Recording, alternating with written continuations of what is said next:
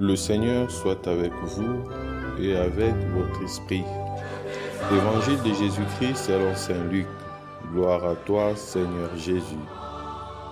Dans la synagogue de Nazareth, après la lecture du livre d'Isaïe, Jésus déclara : « Cette parole de l'Écriture que vous venez d'entendre, c'est aujourd'hui qu'elle s'accomplit. » Tous lui rendaient témoignage et il s'étonnait du message de grâce qui sortait de sa bouche. Il se demandait : n'est-ce pas là le fils de Joseph ? Mais il leur dit : sûrement vous allez me citer le dicton : médecin, guéris-toi toi-même.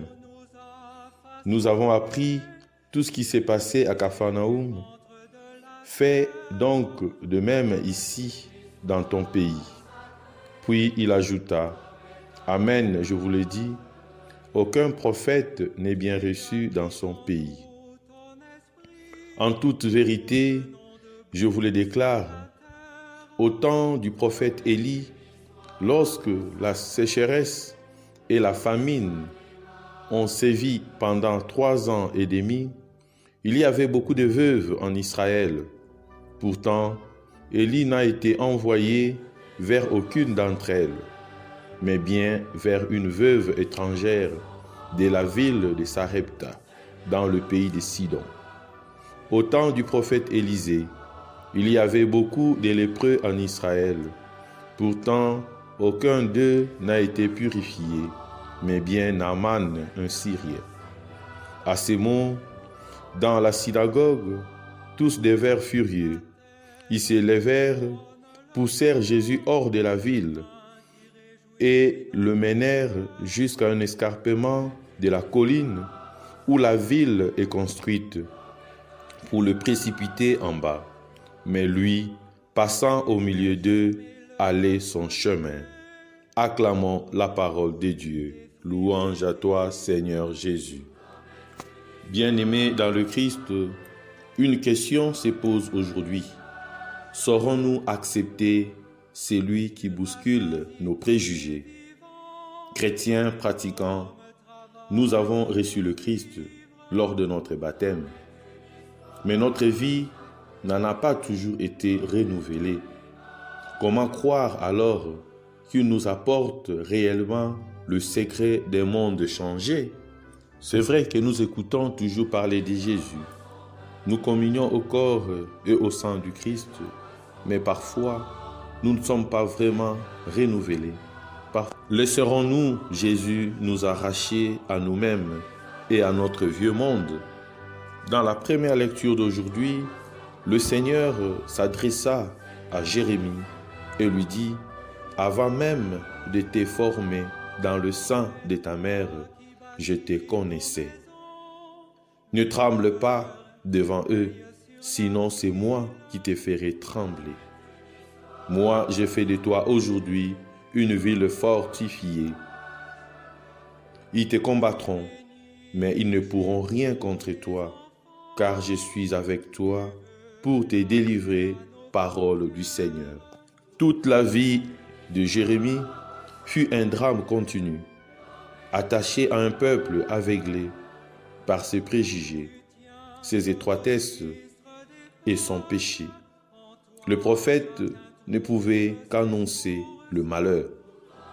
Incompris, rejeté, persécuté, cet homme au cœur pénétré d'amour par la haine des siens fut broyé.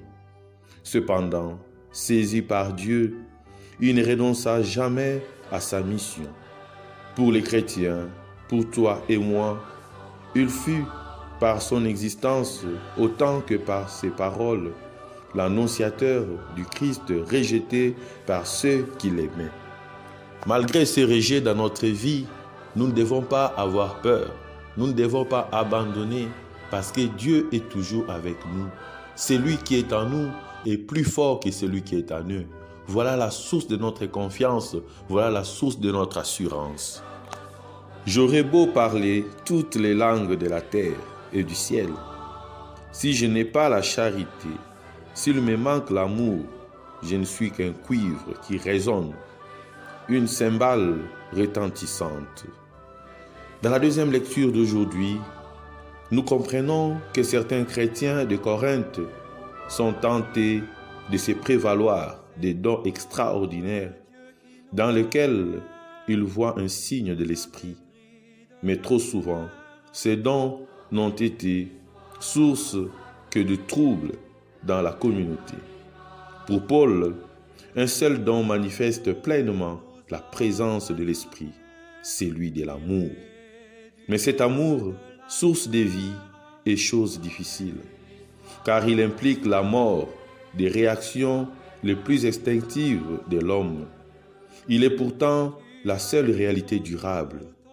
Il est par excellence le don à demander à Dieu, le don d'aimer, le don de compassion, le don de la charité, le don de la fraternité.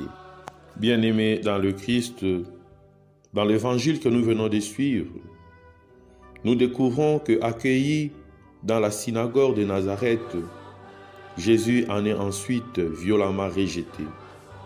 Son discours-programme heurte violemment ceux-là, même qui se réclament de prophètes. Mais ces prophètes eux-mêmes n'ont jamais été vraiment compris. Une fois de plus, Jésus met en cause l'étroitesse des mondes juifs jaloux de ses privilèges, vivant dans l'attente de sa revanche sur ses ennemis. Il annonce l'universalité de l'amour auquel Dieu convie tous les hommes. Nous voyons comment, après l'enthousiasme, la haine, en un seul épisode de l'Évangile, nous avons ici un résumé de toute la vie de Jésus. Dès son retour au désert, Jésus avait pris l'habitude de parler chaque sabbat dans les synagogues. C'était le seul endroit où il pouvait trouver tout le village rassemblé, hommes, femmes, enfants et adolescents. D'habitude, l'homélie consistait à éclairer un texte par l'autre, la première lecture par la deuxième. Mais ce jour-là, semble-t-il, Jésus part directement du texte d'Isaïe 61 qu'il vient de proclamer. On attendait une exégèse. On attend une annonce inattendue, étrange, inouïe.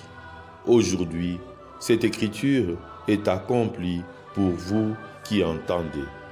Face aux doutes, chers frères et sœurs dans le Christ, Jésus proclame l'universalité de sa mission et l'extension à tous les peuples du plan du salut de Dieu. La discussion se prolonge et s'envenime, si bien que la foule s'apprête à lyncher l'enfant du pays. Pour nous qui entendons ce récit, après 20 siècles du christianisme, l'Écriture s'accomplit de nouveau. Le Fils de Dieu nous appelle à notre propre liberté, mais son message suscite en nous la contradiction. Depuis trop longtemps, frères et sœurs dans le Christ, sans doute nous sommes ses compagnons, et parce qu'il s'est voulu tout proche de nous, le Verbe qui s'est fait chair et qui a habité parmi nous, nous l'avons vu, nous l'avons contemplé. Nous laissons s'estomper dans notre intelligence et notre cœur le mystère de sa personne. Le drame de la foi se poursuit en chacune de nos vies. Jésus prophète ne trouve pas accueil dans sa patrie et les siens continuent à ne pas le recevoir, ou du moins à ne rien entendre de lui. Certains de nos comportements communautaires rejoignent même un peu, toute proportion gardée, le réflexe de la foule mécontente à Nazareth. Nous sommes prompts, nous sommes prêts, au moins en pensée, à mener quelqu'un jusqu'à l'escarpement de la colline. Mais regardons bien celui qui va tomber. Il ressemble étrangement à Jésus. Regardons dans notre vie combien de personnes que nous avons entraînées vers le découragement. Combien de personnes que nous avons entraînées vers la mort. Combien de personnes nous avons entraînées vers le suicide. Combien de personnes nous avons poussées d'une colline haute pour qu'elle soit vraiment détruite. Et à nous, frères et sœurs dans le Christ, une chose est importante. Nous devons savoir que Jésus est toujours de notre côté. Comme je le disais, le jour de mon ordination sacerdotale, personne dans la vie ne pourra nous empêcher de devenir ce que nous devons être. C'est le Seigneur qui a notre destin. C'est le Seigneur qui a notre vie. C'est lui qui nous protège, c'est lui qui nous garde. Et c'est lui qui nous envoie en mission. Acceptons d'écouter sa parole. Acceptons de mettre cela en pratique pour qu'un jour, tous ensemble, nous puissions retrouver cette gloire de Dieu. Au fond de nos cœurs, nous restons partagés. Notre vieux monde nous tient et nous empêche de courir le risque de l'amour authentique. Bien-aimés dans le Christ, demandons à ce dimanche au Seigneur de nous arracher à nos peurs et à nos désirs pour que nous puissions marcher à sa suite. Amen.